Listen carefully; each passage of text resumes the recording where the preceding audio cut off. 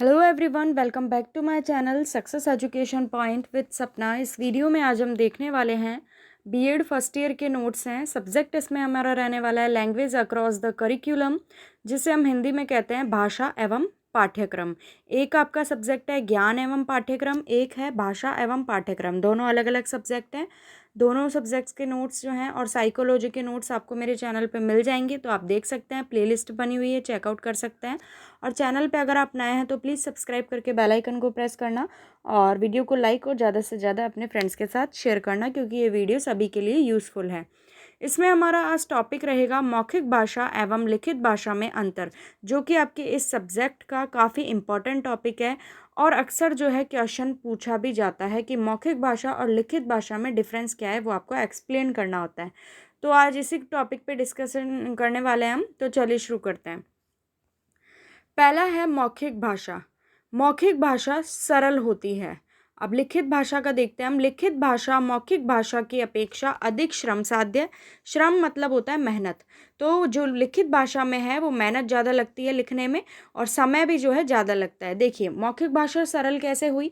हमको कुछ बोलना है, जैसे अभी मुझे आपको कुछ बोलना है कि मौखिक भाषा सरल होती है, ये मैंने फटाफट से बोल दिया। इसी को आप लिखेंगे तो थोड़ा सा बोलने की अगर हम कंपेयर करें बोलने की तुलना में, तो लिखित भाषा में क्या लगेगा, समय भी लगेगा, मेहनत भी ज़्यादा लगेगी। ये तो फॉर एग्जांपल के लिए एक छोटा सा वाक्य है, पर आप वैसे ही सोचिए, अगर आपको कुछ बोलना होता है तो आप स्पीडली जल्दी से बोल देंगे, और आपका जो सामने जो आपको बात समझानी है सामने वाले व्यक्ति को, वो आप समझा भी देंगे मौखिक भाषा के थ्रू जल्दी।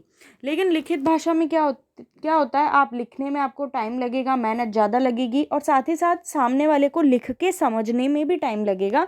तो ये मेन डिफरेंस है इसमें कि जो मौखिक भाषा है वो सरल है, और लिखित भाषा मौखिक भाषा की तुलना में थोड़ी सी कठिन है। नेक्स्ट है मौखिक भाषा। मौखिक रूप में आप अपनी बात को जोर से बोलकर अथवा जोर देकर अधिक प्रभावी तरीके से रख सकेंगे।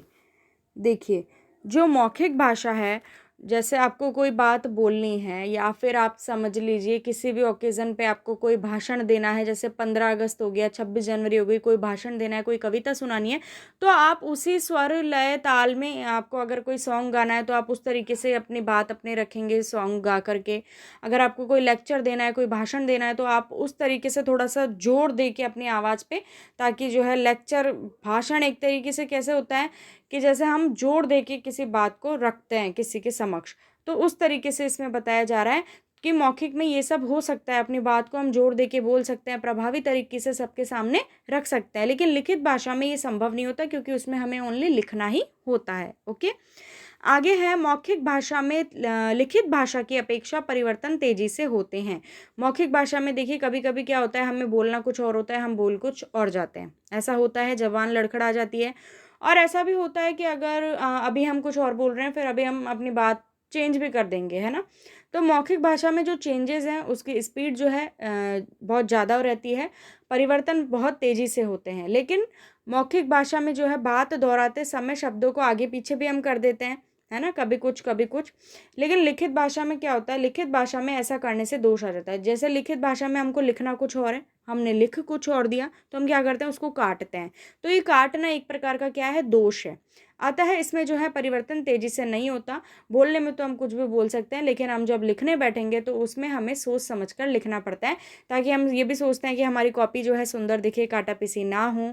तो इस तरीके के दोष उत्पन्न नहीं होने चाहिए। आगे है मौखिक भाषा में उच्चारण में विविधता रहती है। आप जो है स्वर लय ताल हर चीज़ का ध्यान रखते हैं, तो इस टाइप्स में इसमें विविधताएं हैं अलग अलग। और लिखित भाषा में क्या होता है, ऐसा कुछ भी नहीं होता। लिखित भाषा में स्वरूप में अंतर नहीं आता, केवल आपको लिखना होता है। नेक्स्ट है मौखिक भाषा में क्षेत्रीयता का प्रभाव स्पष्ट दृष्टिगोचर होता है। देखिए कोई भी पर्सन आपसे बात कर रहा है, तो आपको उसकी लैंग्वेज से ही पता चल जाएगा वो जो भी पर्सन है वो कहाँ का है। कोई दिल्ली का होगा, उसकी लैंग्वेज थोड़ी सी थोड़ी अलग होगी। पंजाबी होगा, उसकी लैंग्वेज थोड़ी डिफरेंस होगी। हरियाणा साइड से बिलोंग करेगा, उसकी जो लैंग्वेज है वो थोड़ी अलग होगी। तो आपको क्षेत्र का जो है पता लग जाएगा, किससे, लैंग्वेज से। पर्सन कोई भी आपसे बात कर रहा है उसकी भाषा से आप समझ जाएंगे कि ये किस क्षेत्र का हो सकता है। तो क्षेत्रीयता का प्रभाव मौखिक भाषा में स्पष्ट दिख जाता है। अब लिखित भाषा में क्या है, किसी का आपको कुछ लिखा हुआ मिल गया तो आप लिखे हुए से बता सकते हैं कि ये हरियाणा का है या पंजाब का है या दिल्ली का है या कहीं का भी है, नहीं बता सकते ना। तो इसी तरीके से ये इसमें खास अंतर है ये कि मौखिक भाषा से आप पता कर सकते हैं कि कोई भी व्यक्ति कहाँ से बिलोंग करता है, लेकिन लिखित भाषा में ऐसा कुछ भी आपको पता नहीं चल पाएगा। ओके, नेक्स्ट है मौखिक भाषा में शब्दों तथा वाक्यों को दोहराने की सुविधा रहती है। हम अपनी बात फटाफट से रिपीट कर सकते हैं, जो भी हमने बोला किसी ने सुना नहीं, हम एक बार, दो बार, तीन बार रिपीट कर सकते हैं। फॉर एग्जाम्पल क्लास में टीचर पढ़ाती है तो बच्चे कहते हैं मैम फटाफट आप एक बार और जो है एक्सप्लेन करो, तो टीचर फटाफट एक्सप्लेन कर सकती है। लेकिन लिखित भाषा में जो पुनरावृत्ति होती है उसको क्या माना जाता है, दोष माना जाता है। मैंने आपको पहले भी बताया, हम लिखना कुछ चाह रहे हैं, लिख और कुछ देंगे, उसको काटेंगे, देन फिर रिपीट हम नेक्स्ट लिखेंगे, तो इसमें ये क्या माना जा रहा है, एक दोष माना जा रहा है। आगे है मौखिक भाषा में अर्थ ग्रहण शीघ्र होता है। अर्थ ग्रहण का मतलब है आपने कोई बात बोली, सामने वाले ने उसे जल्दी से समझ लिया, इसको बोलते हैं अर्थ ग्रहण। कि मतलब आप जो बात बोलना चाहते हैं उसका जो मतलब है वो सामने वाले ने अच्छे तरीके से समझ लिया, तो इसमें अर्थ ग्रहण बहुत तेजी से, शीघ्र, जल्दी हो जाता है। जबकि लिखित भाषा में क्या होता है, लिखित भाषा में अर्थ तक पहुंचने की प्रक्रिया जो होती है वो मौखिक भाषा की तुलना में लंबी होती है। पहले सामने वाला आपकी बात लिखी हुई पढ़े, फिर उसको समझे, शब्दों का अर्थ निकाले, तो मौखिक भाषा की तुलना में क्या हुआ, प्रोसेस जो है लंबी हो गई। ठीक है, आगे है मौखिक भाषा। देखिए वीडियो को अगर आपने लाइक नहीं किया है तो प्लीज़ लाइक कर दीजिए।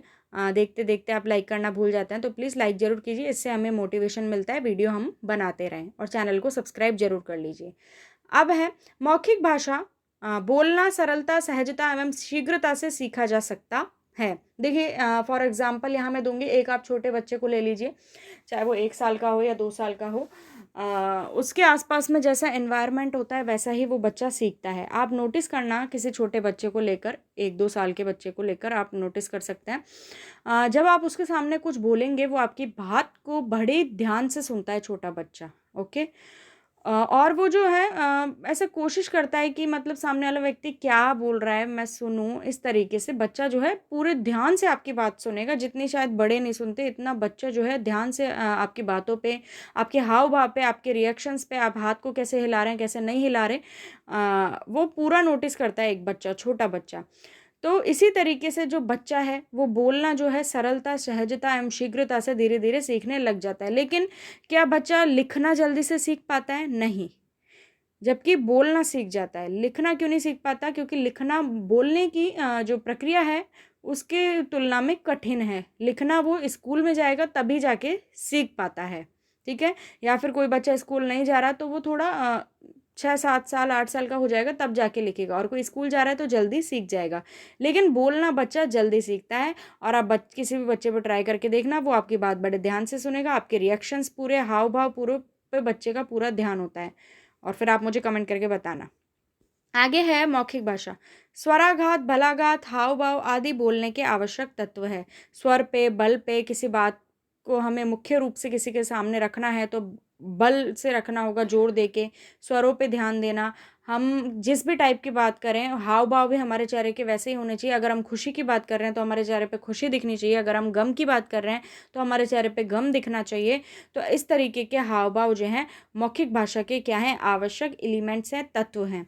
जबकि लिखित भाषा में ऐसा कुछ नहीं होता, आप लिखते जाते हैं, लिखते जाते हैं, लिखते ही जाते हैं। ठीक है, मौखिक भाषा अस्थायी होती है, मतलब आप जो है बोल रहे हैं, अभी कुछ और बोल रहे हैं, बाद में कुछ और बोल सकते हैं, तो स्थायित्व तो नहीं है इसमें। जबकि लिखित भाषा क्या होती है, जिस तरीके से हमारा संविधान भी जो है भारत का वो लिखित संविधान है, तो लिखित भाषा जो है स्थायी होती है। तो ये थी हमारी आज की वीडियो। कमेंट सेक्शन में आप मुझे कमेंट करके ज़रूर बताना आपको वीडियो कैसी लगी। काफ़ी इंपॉर्टेंट टॉपिक है ये, आपका जो भाषा वाला सब्जेक्ट है इसका काफ़ी इंपॉर्टेंट टॉपिक है ये, एग्जाम्स में पूछा जा सकता है। रटने की ज़रूरत नहीं है, जैसे मैंने समझाया उस तरीके से आप समझ लीजिए, इसको उतार लीजिए, लिख लीजिए। और वीडियो को लाइक, शेयर और चैनल को सब्सक्राइब जरूर कीजिए, कमेंट करते रहिए। मिलती हूँ मैं आपसे नेक्स्ट वीडियो में। Thank you for watching my video.